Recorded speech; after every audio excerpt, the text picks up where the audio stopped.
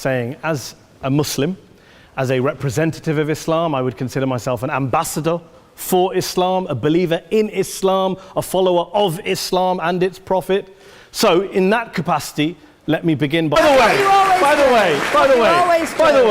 way, just on a factual point, since we heard a lot about the second speaker, about how backward we Muslims all are, on a factual point, you said that Islam was born in Saudi Arabia. Islam was born in 610 AD. Saudi Arabia was born in 1932 AD. So you were only 1,322 years off. Not bad? Not bad start there. Opinions. Listen to Professor Robert Pape of the University of Chicago, one of America's leading terrorism experts, who, unlike our esteemed opposition tonight, studied every single case of suicide terrorism between 1980 and 2005, 315 cases in total. And he concluded, and I quote, "There is little connection between suicide terrorism and Islamic fundamentalism or any of the world's religions. Rather, what nearly all suicide terrorist attacks have in common is a specific secular and strategic goal to compel modern democracies to withdraw military forces from territory that the terrorists consider to be their homeland." And the irony is, when we talk about terrorism, the irony is that the opposition and the Muslim terrorists, the Al-Qaeda types, actually have one thing in common. Because they both believe that Islam is a warlike, violent religion. They both agree on that. They have everything in common.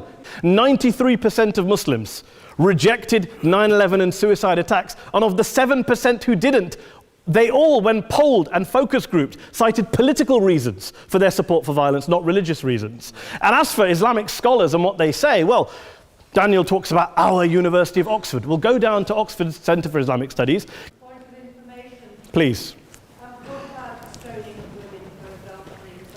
Well, it doesn't happen apparently.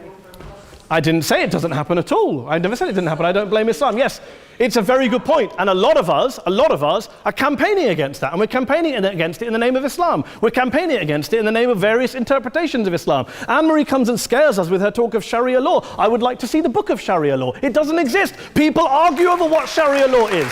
And you empower the extremists by saying there is only one version. You empower them all. I don't believe you took any interruptions, Anne-Marie, so I think you should stay there for a moment. Several countries. Here's what we're dealing with. Okay, people say yesterday's bombers, and we've got to be careful, there's a trial going on, were yesterday's attackers, motivated by Islam? Big debate. I don't believe they were. Let's say they were. Let's say Faisal Shahzad, the Times Square bomber, was motivated by Islam. Let's assume, for sake of argument, that Richard Reeves, the shoe bomber, was motivated by Islam. If Islam is responsible for these killings, if Islam is what is motivating these people, and Islam is therefore not a religion of peace, a religion of war, then ask yourself this question: why aren't the rest of us doing it? Why is it such a tiny minority of Muslims are interpreting their religion in the way that the opposition claim they are? Let's assume there are 16,000 suicide bombers in the world. There aren't. Let's assume there are for the sake of argument.